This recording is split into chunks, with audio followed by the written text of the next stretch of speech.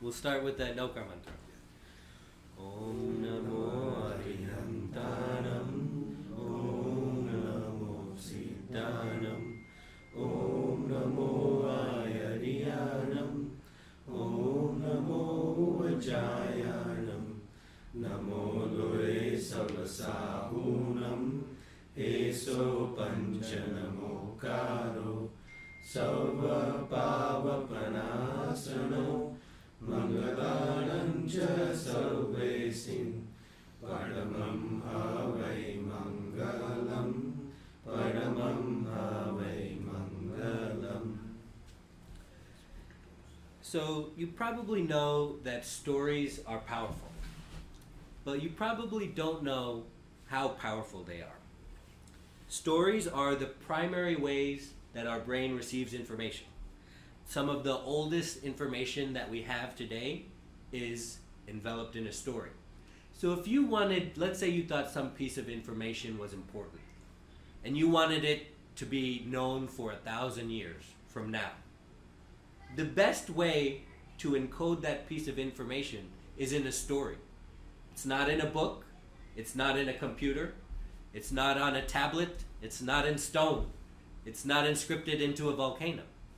It's in a story, because that has the opportunity to get passed down and down and down over the years. In fact, we're so immersed in stories that we can't resist them. Even if I give you millions of dollars, okay, you won't be able to resist a story. Now I know what you're thinking. I could resist any story if you gave me $1 million. No, you can't. And I'll give you a modern example.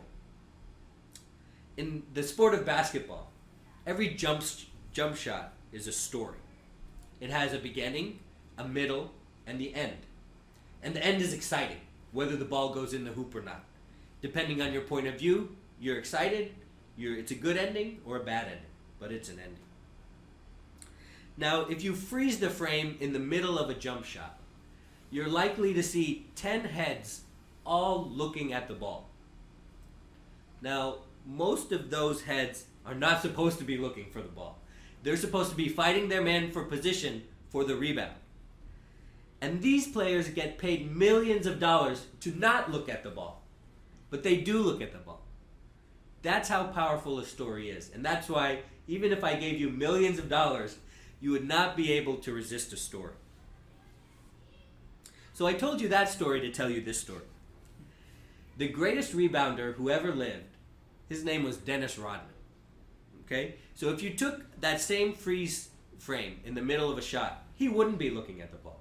He would be elbowing his man, fighting for position with his man. He knows that the referees are looking at the ball. So he'll give an elbow to his guy unfairly, right? And that's how he got rebounds. He wasn't a great shooter. He wasn't a great three-point shooter. He wasn't a great teammate, but he was a great rebounder. And there was a place for him in the NBA to get paid millions of dollars because he was able to resist stories. Now, when people look at Dennis Rodman, you probably can't look past the pink hair, the facial piercings, the tattoos. But I'll tell you that those are all expressions of that same superpower, this ability to resist stories. He didn't care about what people said about him. He didn't care about what people, NBA players, macho NBA players, thought about his pink hair. He didn't care about what proper society thought about his facial piercings. It's all the same expression of that same thing that he has, the ability to resist stories. So he didn't care if he called Kim Jong-un his dear friend or Kim Jong-il his dear friends. He didn't care what that said about him because he knew he was representing the USA in a secret undercover mission for diplomatic ties with North Korea. He didn't care that he was calling a dictator his dear friend. Because of that same reason, his ability to resist stories. That's how powerful stories are. Now, I told you the jump shot is a good story. And I told you that it has a beginning, a middle, and the end. But what's the reason it's a good story? It's because the end is directly caused by the events of the beginning and the middle. That's the reason it's a good story. In fact, one of the harshest criticisms you can give to Hollywood movies is the Deus Ex Machina criticism. Can you open the door? Does anybody know what Deus Ex Machina is or how it relates to Hollywood? You can put that trash can there. Yeah, thank you. Anybody knows what that means? The movie? Name of the movie? Oh, so that's the name of the movie. It's also the name of a concept in movies and books. Do you know what it means? It's Latin, right? Deus Ex Machina. Hey, come on in. We're talking about the power of stories today. Deus Ex Machina means ghost in the machine. Okay? Hey, come on in. Yeah, sorry. No problem. We're talking about the power of stories today. Now, the reason that Ghost in the Machine is one of the most harshest criticisms you can give a Hollywood movie or a book is because, well, an example of that is when the character wakes up at the end and it was all a dream. All the movie was a dream. We hate those movies, right? Or when the main character finds an invincible weapon at the end and it's so easy to kill all the bad guys at the end. We hate those stories, right? Why? Because it's a waste of time. Because the beginning had nothing to do with the end. Like, it could have been, if it was all a dream, then you just wasted an hour and a half of my life. Or if he just found the weapon and killed everybody, well, why did we sit through the beginning, right? So that's opposite of a jump shot, right? The jump shot, the end, has a is directly caused by the beginning and the middle. So that's why it's such a criticism against these stories that the events at the end were not caused by the beginning. So questions about that? Questions about what we talked about? Or comments? People still don't like those stories, right? Some people do, but most people don't. And you said stories are the ultimate way to pass on if you want, like, 100,000 years ago, you want to pass on something. The stories evolve. I mean, from mouth to mouth, they become different, right? That's right. At the Yeah. end, it may be something totally different what was initially said. That's right. Correct. Yeah. Okay, so I'll give you one last example about how powerful stories are. This historian named Yuval Noah Harari asked a question. He said, why is it that humans came to dominate the earth? Okay, if you look back in time, and let's say we start placing bets on the different animals, which one are going to dominate the earth? We probably wouldn't bet on the humans, okay? Not the strongest, not the fastest, not even the smartest. What we had was endurance, okay? So that's our superpower, is endurance. The way we captured and killed animals was we outran them. We just ran them and tracked them and ran them and tracked them until they fell over exhausted, and then we killed them and ate them. That's all we had.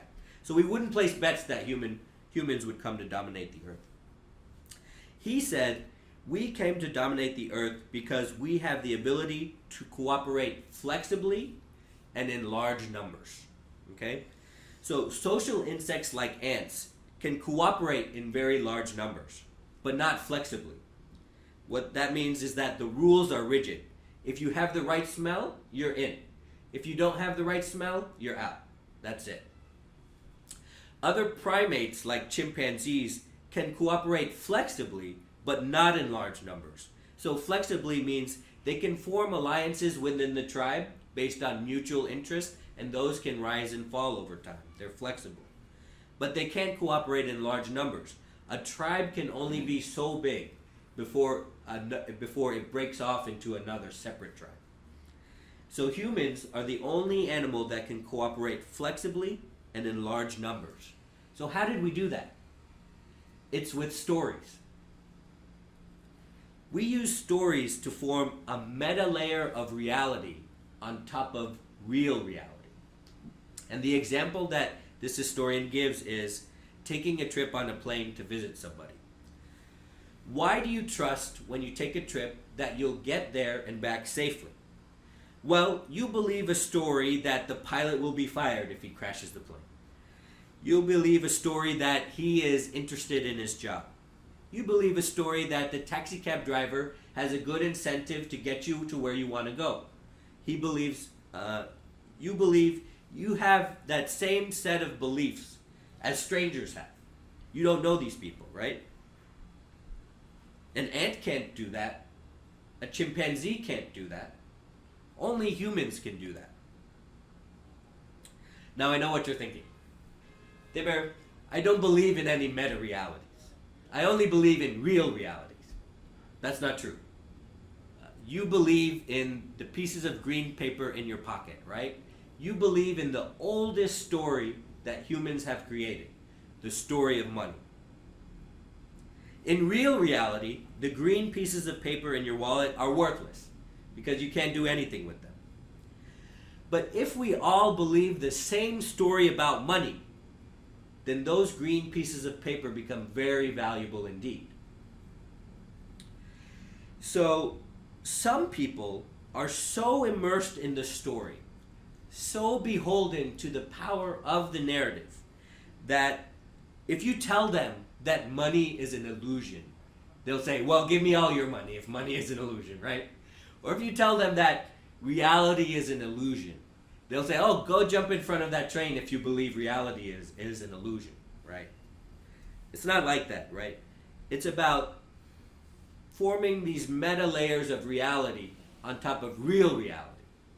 That's how powerful stories are. They're the entire reason we're here. They're the entire reason we came to dominate the earth. They're the entire reason that we're sitting here today. Hey, how you doing? Good, how are you? We're talking about the powers of stories today. So questions about any of that? Questions or comments about any of that? I kind of hit you with a lot there.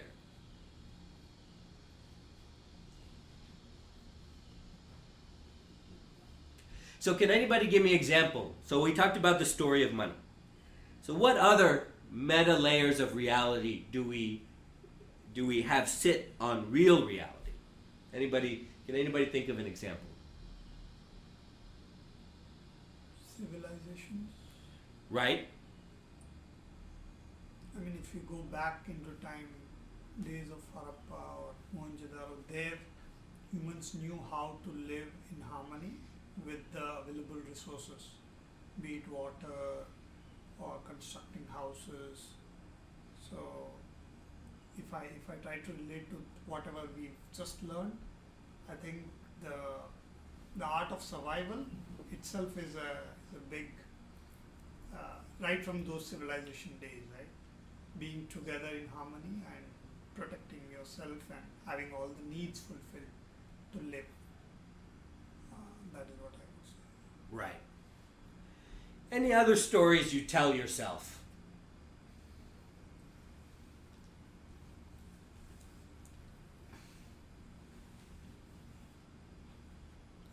Even I have one. Yeah. Yeah, go ahead. So sometimes I go back, my dad was a big believer in Srimad Rajchandra and stuff like that. Uh-huh. When at 2, 3, 4 generations ago, what were your great grandfathers doing to set up the success of you right now? Right. That your success at this point in time or your struggles at this point in time are extrapolation of the decisions and the choices they made. Mm-hmm. And so I kind of look at it like whatever decision I make right now, whether I have invest in here or take this extra job shift, like all these small decisions accumulate to impact the next 5 generations. Right. And so that's kind of the story I play in my mind. I'm like, is this the right play for the next 5 generations? Right. And it's a lot of pressure, Mm-hmm. but at the same time it helps to cut out the noise from life, like whether I need to get a blue shoes or green shoes is Right. inconsequential. Right. So that's the story that sometimes plays in my mind when I have when I get distracted from the laser focused goal. That's great. I'm so glad you brought that up. one of the most powerful tools that we have is the power of self-talk. And for those of us that have kids, it's very important we monitor their self-talk. That is, the voice inside their head, the stories that they tell themselves inside their head. Because if they get into negative self-talk, it has very deleterious consequences on their life. If they think they're a bad person, if they think they're a bad kid, if they think they're dumb, if the story that they tell themselves are, I'm not worth anything, extremely bad consequences to them. Now you know how powerful stories are. So the most powerful story of all is the story you tell yourself about yourself. That's called self-talk. It's the meta layer of reality that we impose onto our reality. So I'll give you some examples. Some of the most radical transformations that people can have in their life occurred because of the power of stories. A cigarette smoker will do the math and realize that cigarettes are costing him a small fortune. And he'll quit like that. Because the story he tells himself about being a frugal person, a smart person, outweigh the story that he tells himself about needing that cigarette. A drinker will quit drinking like that once he raises his hand to his wife. Because the story he tells himself about being a good husband is more powerful than the story he tells himself about why he needs the next drink. An obese person will look into the eyes of his newborn child and stop overeating like that. Because the story he tells himself about being a good father and being there for the milestones of his children are more important than the story he tells himself about why he needs to overeat. So that's how powerful stories are. And I know you're asking yourself, Thimmer, what does this have to do with Jainism? You've been talking for half an hour about the power of stories. What on earth does this have to do with Jainism? And that is, if you can admit to yourself the true story about yourself, your life will change like that. Just like those 3 examples I gave you. Can anybody else give me an example? Not that they have done, maybe a friend or somebody they heard about, that had a radical transformation in their life.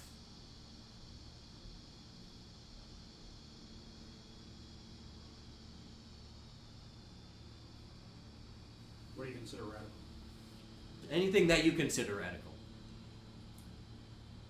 So, I mean, I guess some people don't believe in any religion or anything, and they're out and enjoying life, and Right. when things go wrong, somebody shows them going to church or temple or something, and they follow a stricter guidelines or so. Right. And then They get religion. they get religion. And Right. So, So what do you think changed about the stories that they told themselves? well, if I don't do drugs, alcohol, all the other stuff, it's my life in itself is going to become better. Right. And they realized that because at that time they were low in life. Yeah. Right?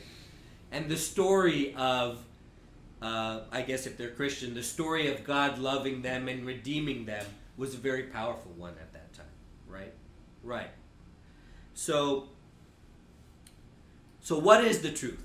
I told you that if you accepted the truth about yourself, your life would change. So what is the truth? Well, I'll tell you, I had a change in mindset when I heard someone say that what we call life, the water in which we swim, is just a series of events that happen to this body.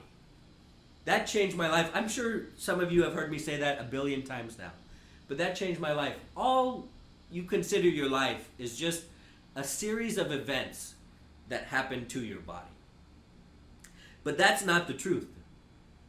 You know you're not your body. You know that you are your soul. And your soul has traveled in and out of innumerable bodies before this one. So let's say life is a book. Okay? Most people would say that the first chapter was when you were born, and you're somewhere in the middle of the book, And the last chapter is when you die. And that's the book of your life. And they try to make that a good story. But we know that's not the truth.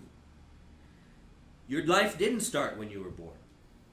Your truth is that book started over the innumerable events of your previous lives. Okay? And the last story of this life is not the last story of the book, the last sentence of the book, or the last chapter of the book. The last chapter of your book is yet to be written after you die, right? So when most people say, what's the story of your life? They imagine a book that's this thick, and that's this life. But you know the book is this thick, and this is the end that you can see where you are now, and it goes on like that. And like the best Hollywood stories, the amazingly long story of your soul has absolutely zero plot holes, because everything that's caused at the end was directly caused by the beginning and the middle, just like a good jump shot. There's no deus ex machina in your life. It's an amazingly long story, an intricately long story with no plot holes, because all the karma your soul has acquired has come to fruition in later lives. If your soul was a book, it would be the most long, most amazing, most engrossing story you have ever read. But that's not the truth. I'm here to tell you the truth. The truth is that the story of your soul is the saddest, most heartbreaking, most torture-filled story you can imagine. Because it is the story of your enslavement. It is the story of how a happy soul at the beginning not only is enslaved, not only contributes to the enslavement of others, not only contributes to the enslavement of itself, but is ignorant while doing so, but pretends to be happy while doing so.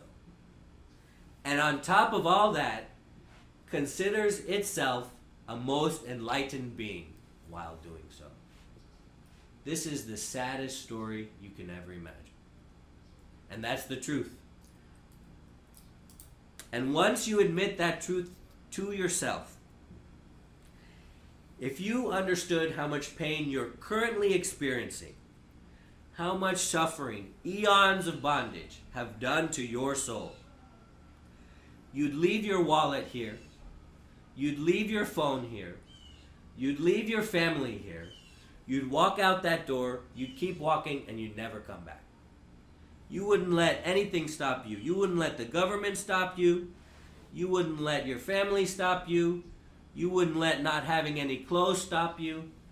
You'd realize how precious this human life is. And so that's what I'd like for you to take away. That self-talk you have about, oh, I was born, I'm doing pretty good in this life, and I made it this far, and that's how it's going to be when I die. That's not your story. Your story is much larger than that. When you think about yourself, don't think about this life. Think about all the previous lives you've had, which you know to be true. Okay? The only reason none of us have not taken Diksha is because at some level we don't believe what we know to be true. That this life is the single opportunity we have to perform as much nirjara as we can. Questions or comments on that? Who's walking? You gotta watch first. See where he starts running and running and running. That's what he's talking about, right? Yeah. In terms of, you said that you are enslaved from the beginning. That Sure. point I did not get. Sure. What do you mean by that? If you can explain that. Sure, absolutely. Yeah. So your soul exists, if it had no karma, it would exist in a state of total happiness, contentment, total bliss, total knowledge. Those are the inherent properties of the soul. Okay. And when we perform actions, we bind karma to our soul. and those obscure those properties of the soul. But it might be a good karma as well, right? Good karmas also obscure properties of the soul, right? So remember that good karma are also bad in the fact that we want to get rid of all of our karma, right? And good ones included, right? The only reason we call them good is we want to start with the bad ones. Then once we got a good handle on that, we want to start with the good and bad ones, right? We want to start getting rid of those, right? And so every time you perform an action that attracts karma, you bind karma to your soul, which enslaves your soul, because you're not giving your soul the full expression of those properties inherent to it. How do you get rid of it then? You get rid of karma by performing nirjara, by performing tap. Okay. Or taking the shower or something like that. Sure, that's the best way. So the first you perform samvar, which is first we stop all karma from coming, and then you start performing nirjara, which is we slowly start burning off karma that we've accumulated. So I guess the most common way to remember is to talk about the man in the boat. It's just an analogy, but it's just a useful one to help remember about what the elements are, the elements of Jainism, right? Who remembers the man in the boat and what the man in the boat represents? Okay, so the man is Jeev, okay? The boat is Ajiv, right? The ocean is karma, right? That's 3. There's a hole in the boat, and the karma is, the water is filling up the boat, okay? So the man starts plugging up the holes. That's samvar. We want to not attract karma to our soul. And then the man starts bailing water from the boat. That's nirjara, right? And you can perform nirjara before performing samvar, but it's kind of useless, right? Because the water's still coming in. It's better to do samvar first and then nirjara, right? And so those are, I think there's more elements, but I forget the elements right now. But that's kind of the mnemonic we use to help us remember the elements of Jainism. Yeah, how much water also makes sense, right? The bondage. Right. Oh yeah, bondage, right? Bondage. Band. And then samvar, yeah, it's in the book, right? So maybe we'll get to the book one day. So what we talk about is based on the karma, what you do now, you will be experiencing what you have done or what you had a karma for, right? Right. So the fact of the matter is, these 12 people listening to this word, it depends on the karma what we had before, Right. and not the rest of the 200 people. Yeah. Kind of. It's the interactions, right? Sure, but still being at this place at this moment has to do something to with what we have done before. Sure, absolutely. So if the thoughts are not your own thoughts, Right.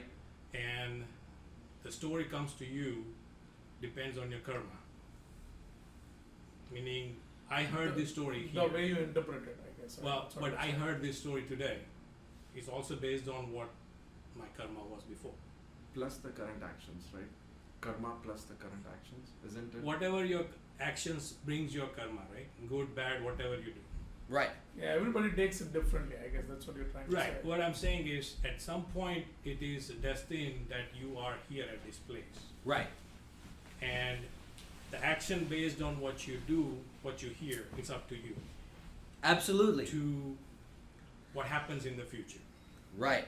That's why we have that saying, Papa nu bandhu pap, right? Right. You decide if that second pap is there. You can have Papa nu bandhu punya. Punya. You decide based on what has happened. You're still deciding what you do with that, how you react to that. It's great that you're here. Your karma has led you here. It's amazing that you believe in Jainism. It's amazing that you're on the right path. But you still get to decide what you do with that. And that's why I'm telling you, the story of your soul is one of the most powerful and painful stories you can tell yourself. And you have to listen to it. If we don't listen to it, then we'll still be on this path of life and death forever. But you mentioned that it's like we are enslaved. Our soul is enslaved, and it's a sorrow story. Yes. And you also mentioned this human form. We are blessed to have this human form. Absolutely. So, how does this? how does this go well? In like both are contradicting statements, right? So, the opportunity in being born human is that you can perform more nirdra than any other kind of being, including heavenly beings and hellish beings. Think of heavenly beings and hellish beings more like animals. They're still they can't intentionally do a lot of nirdra. Like, so if you think of an animal, he can sometimes do nirdra, but cannot do it with intention. Being born as a human, an animal can accidentally perform nirdra, but being born as a human, this is a brief opportunity for you to perform as much nirdra as possible. But that doesn't mean you're not enslaved, because compared to the true nature of the soul, what a human being is insignificant. It's extremely painful. You might think to yourself, well, Timur, I'm not in pain right now. I look at my life, it doesn't seem like it's that much suffering right now. Well, that's because we don't know any better, right? Has anybody ever been in an experience where they didn't know any better, and then they did, and life changed for them? They didn't know how good it could be. Anybody ever been in an experience like that? A lot of times, right? Yeah, a lot of times, right? Tell us one. Professionally, right? I mean, doing something new and then being successful at it, right? And you didn't know whether you will be successful or not, right? Right. And that's common example which everybody can give, right? Sure, I can tell you right now, I get paid more for doing less work than I did previously. I didn't know how good it could be. Well, that good could end sooner, right? Tim? Yeah, it could. Right? Same for your business as well, right? So you might think that you're not suffering right now, but you don't know how good it can be.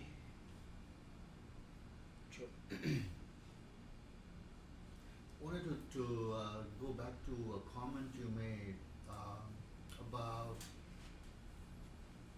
you said we don't believe, otherwise we would all be Absolutely. in Diksha. That's including me. No, Yeah, absolutely. I get that. But if that knowledge or if that recognition is within you that I'm a disbeliever, because if I was a believer, I would have already taken Diksha. So no matter what you say to yourself, I'm a good person, I'm doing good things, at the back of your mind you're like, no, Right. you're a disbeliever. Right.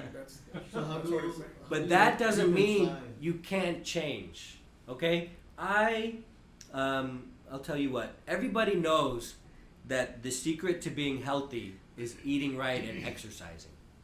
Right? But not everybody does that. But everybody knows that. Well, if you want to be healthy, you have to eat right and exercise, right? But so that's always at the back of your mind, like, oh, I'm not being healthy right now. Like I'm eating this pizza, but I'm not being healthy right now. That's at the back of your mind. But some people do change. Some people that becomes in the front of their mind. That, oh, yes, I eat right and exercise, and it starts the ball rolling, We can't all of a sudden be there. We have to start slowly, and it starts the ball rolling. So just like your example, you're like, I go through my whole life being, like, I should be doing more nirdra right now, but I'm, taking out the trash, I should be doing this, and so that's at the back of my mind. And hopefully it'll all come to the front of our mind someday. So there's a solution, right? Right now it's inconvenient to do all these things, right? So you have a house payment, you have kids, you have responsibilities to your spouse, responsibilities to your job. So you just do that. Then when it's convenient, let's say you're 98, then take the Diksha. Right. Excuse we all live in. Right. Isn't that even like? I think this is a common theme across all religions, right? Like Christianity, like, oh, you have to accept Jesus, otherwise you won't go to heaven. Like Right. Islam and Judaism, they all have this thing where you have to accept your fallacy, and then you get liberated. Mhm. It's kind of a common theme. But at the same time, there's the scripture, like the Vedas, each person goes through different phases, right? So the phase is education, then like responsibility to community, and then Diksha. Mhm. So, are there incremental changes we can do now that wouldn't disrupt our life? what's convenient for us to go do now? That's the question. There you go. Sure, absolutely, and that's Can one we, of can the we things. put all the near drought together in the room and then like barter it up, like reshuffle it? Sure, and that's we'll one take, of we'll take his stuff for this version, and we'll share it. You know. If he wants to share it. Absolutely, and that's what this We'll make class him is share all it. about. I possess anyway. That's right. Right? So that's what this class is all about. It's easy to be in here. I say it every class. I'm sure you're tired of hearing it. It's easy to be in here and talk about Jainism because our kids are out there and the world is out there and it's Sunday and have nothing to do with our jobs, right? It's hard to do it on a Wednesday at 6 o'clock in the evening, you know? It's hard. I fully understand that. And that's what this class is about. That's why we're all here. I think you said it right, Uncle. I think you said that. I think our life, the way we see it practically, is in phases, right?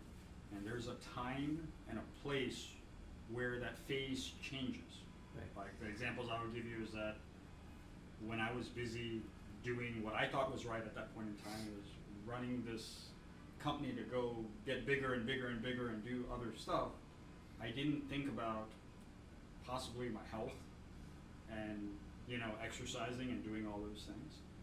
And when I decided that, hey, this is enough, I don't need to do this rat race anymore, I ended up reshifting my focus somewhere else. It was a different phase, you know, whether that's time, whether that's money, whether that's whatever comfort that we think we're in or need, that phase changes, right? You know, something life-changing happens to us, something good or bad, right, happens to us. We reshift our phase, right? And whether that is spiritual or that's anything else, right? Spending time for yourself. I mean, Tamira said it multiple times too, that I give you the opportunity to take 1 hour a day and spend time on yourself. Go to the gym, go exercise, go meditate, go do whatever you feel comfortable with, you know? But that's the time that you need to go think about how to go change and how to go do these things. So what I'd like for you to take away is, remember last time we talked about shifts in awareness or paradigm shift. So that when you're driving your car and you're thinking about your life, remember, I want you to change that word life. It's not your life. It's not the story of your life. It's the story of your soul. And I want you to catch yourself. Each time you're thinking about your life, change that word to soul. And remember that you are in the middle of a great journey that's much greater than your life.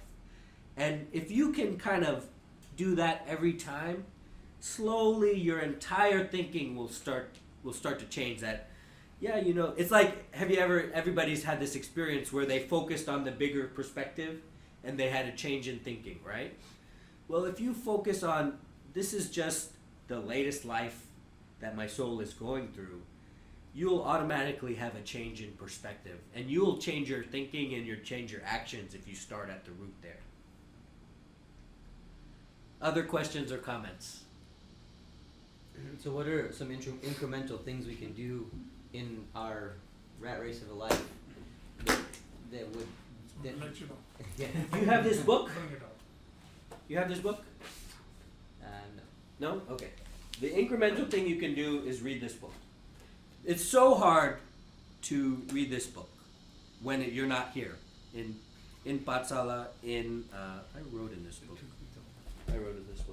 Has anybody ever opened the book that wasn't on a Sunday? Anybody ever opened the book? Oh, you opened the book? Okay. So here's your homework. Read chapter... Where do we get this book? I have this book. Who doesn't have a book? If you need one. 1, 2, 3, 4. Okay, I will get 5 books. I asked for 5 books. I did not get 5 books. Read. What are you interested in? You're interested in things you can do to...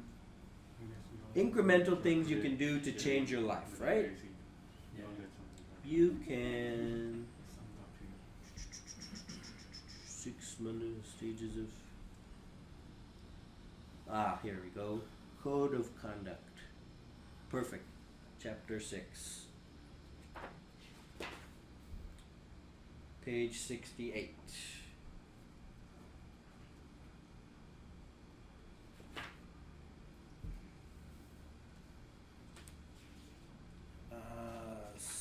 Is this things, right?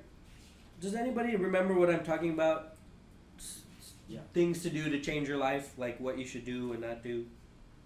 Is that code of conduct? Don't think it's code No, of conduct. that's Yeah, that's not it. um, It's like things you should do in your life that the layperson should do. Where's that in the book? Talks about Amvel and Top and this. And that's Nirjara and some were the so in the karma theory also there is either bondage or the that Right. chapter. well, you can send it out on the group chat of what chapter that is. Oh, here we go. Shravak and Shravika, 46. Okay, so the first things you can do is to try to eliminate anger, ego, deceit, and greed from your life. Jane comes from the root word Jina, and Jina means Conquer. conqueror. And what are we conquering? Also. What? What are we conquering? Four things, right? Those four things that you just said. Passions. Passions. And so those four things are Krodh, Man, Maya, and Lobh. Anger, ego, deceit, and greed. That's on ourselves though. It's not conquering somebody else. Right. Yeah, you're Yes. conquering Your own. your own passions. passion. Yes, that's Yeah. right. And I tell you what, some people think you can't do it, but you can do it. So the thing you can do is to conquer. First, I want you to conquer your anger. Okay? And I posed a little challenge. Let's pose it again. My definition of what causes anger is when all anger is directed at the self. Okay? And the anger stems from the expectation being different from the reality. Okay? Can anybody give me a scenario? I issued this challenge last year. I didn't find any takers. Can you think of a scenario where anger is not directed at yourself?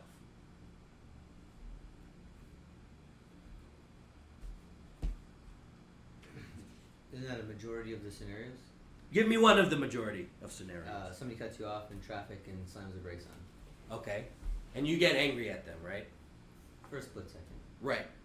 So you had an expectation that they wouldn't do that. Correct. But why? You knew it was going to happen. It can happen, right? Yeah. And Yeah. You knew that it could happen. Yeah. It's not supposed to happen. Well, yeah, but But there's a you knew that it would. possibility, 50-50 possibility it can happen. Right? Actually, it's not 50-50. Think about it, right? If you are supposed to, everybody's supposed to follow the rules. But But you you can. expect everyone to follow. Right. That's the problem. Yeah. It's You yourself is expecting someone to do something right. This is the problem. But they don't. They call this a. That's Because because you're not, you're you're not expecting. ants, right? You're You're not expecting. ants. You're expecting. What he's saying is that you're expecting someone to do something. So you're creating the expectation. It's like your kids, right? Like I expect my kids to have breakfast, right? And then they spill something. Well, I expected them to do something, right? Kids, yeah, there's different, well. Well, it's the same thing you're expecting. No. The society has created rules. Everybody is supposed to follow. Listen, Either adults we're not all the driving. same. Listen, every Sunday we feed 400 people. I expect something from them. No, I'm saying. You know? I'm saying. Let's say they're it's- following the rules, but they have a bad vision and they thought that you're not that close. Objects in mirror appear to be a lot more closer than they Or are. they're on their phone. And inadvertently, you think they cut off, in but his they didn't support, mean to cut off, right? expectation is the reality, right? I mean, we No, expect. it's not.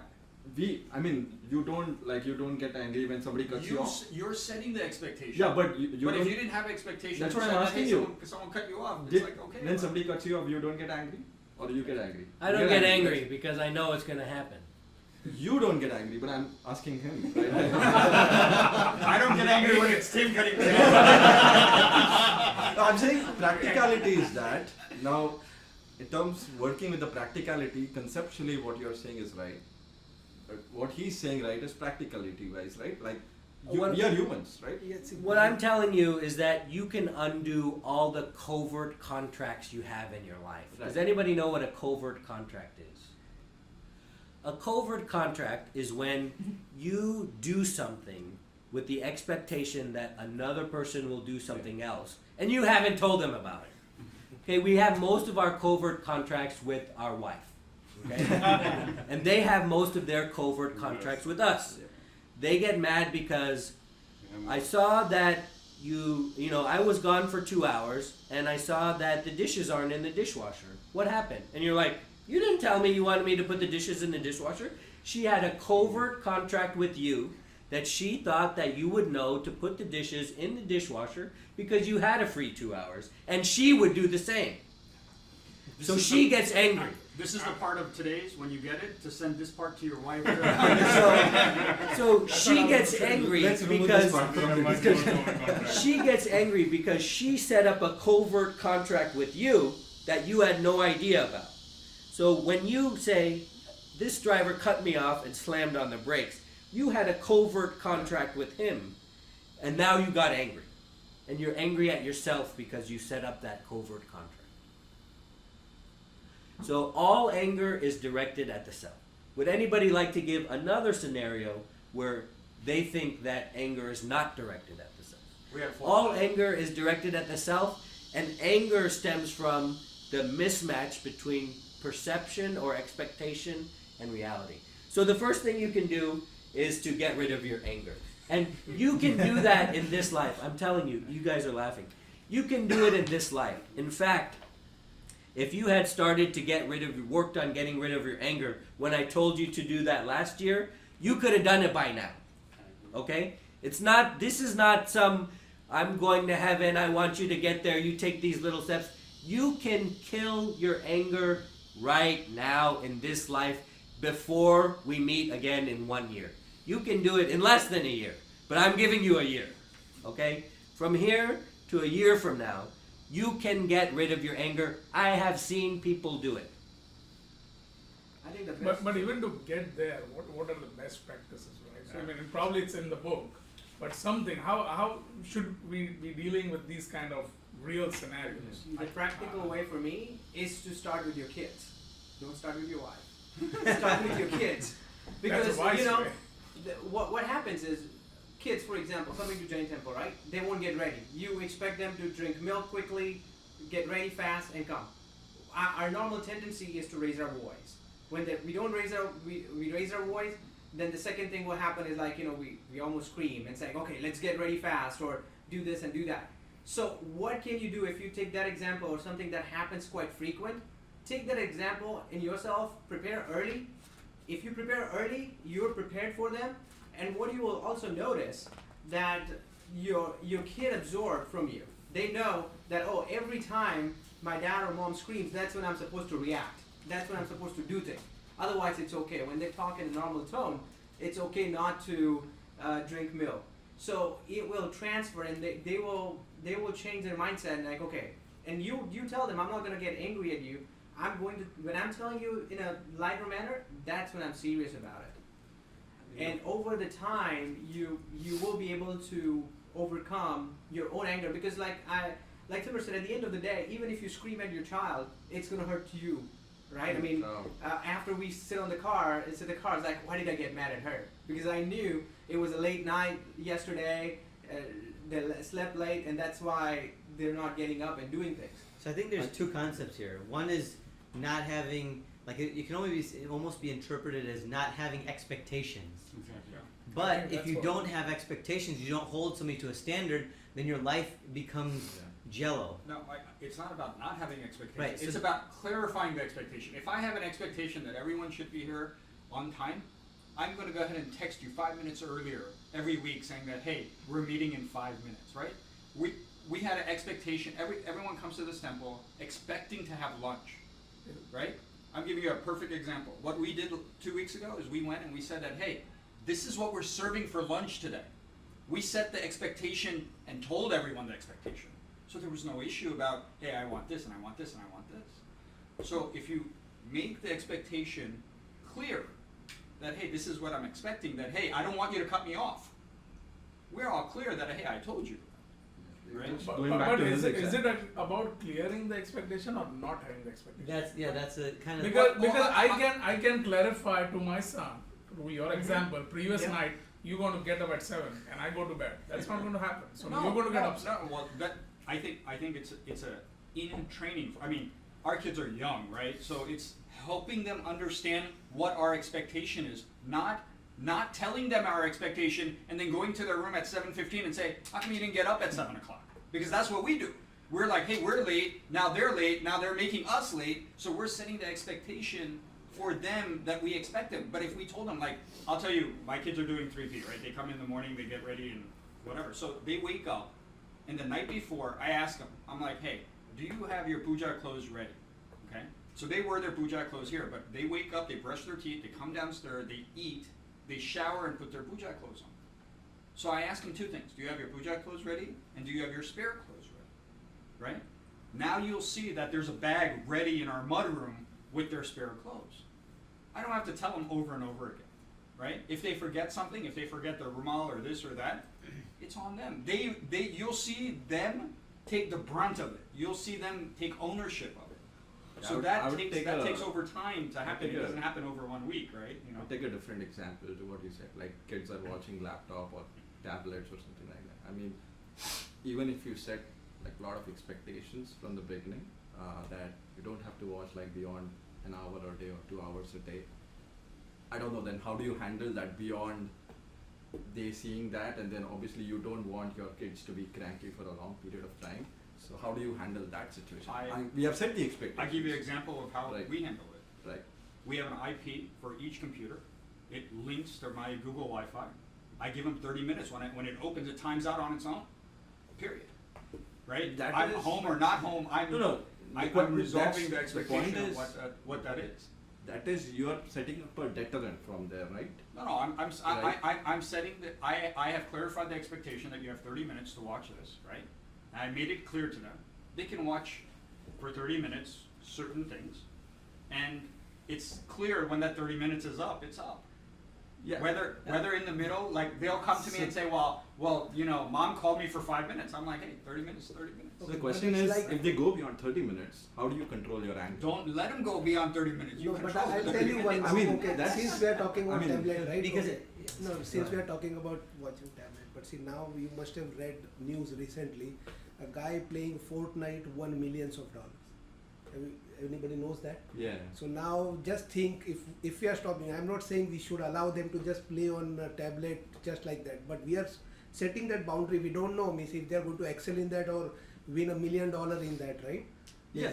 So you were asking for an example, right? Like, Sure. where do you get angry and what's the justification? So it's not direct. So prove to me that anger wasn't anger at yourself. My assertion is that all anger is directed yeah. at So yourself. in this case, right, like you're saying an hour per day for your kids, and if they're going beyond it, I've set the expectations already.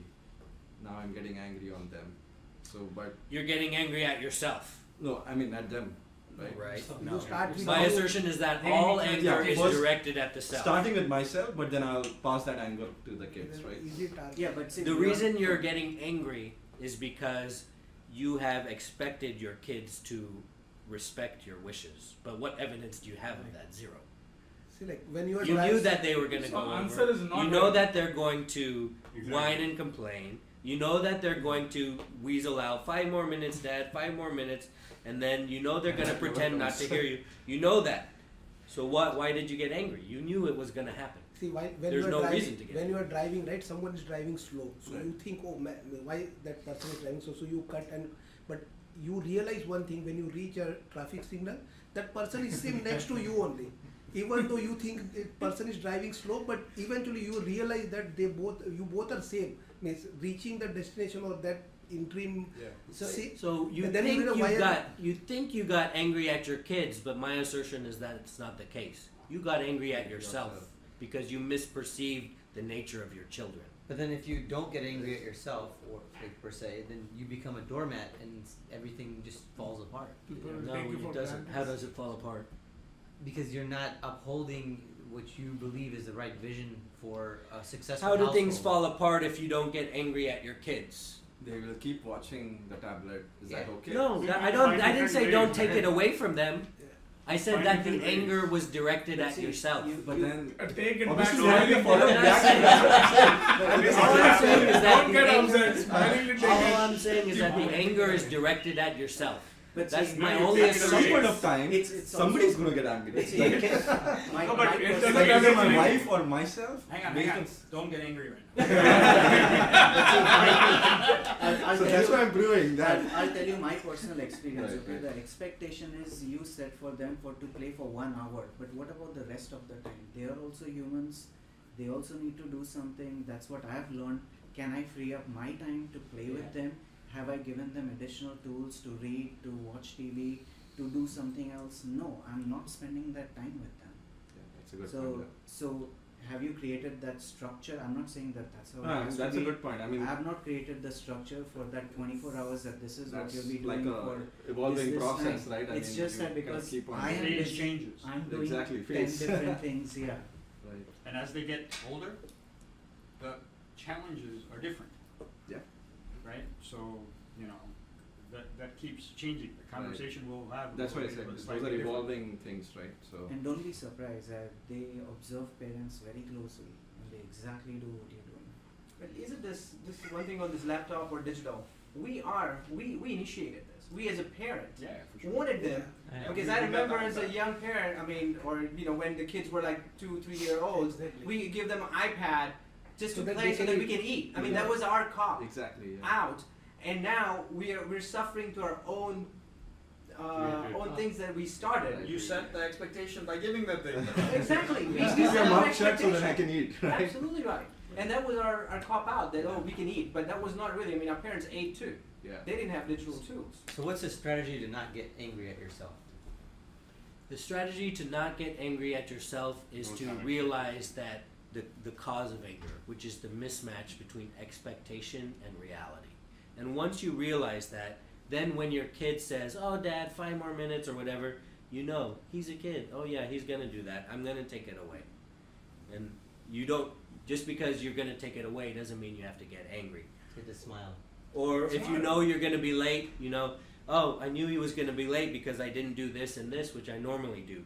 I can do that next time, but there's no reason for me to get angry about So it's it. acceptance.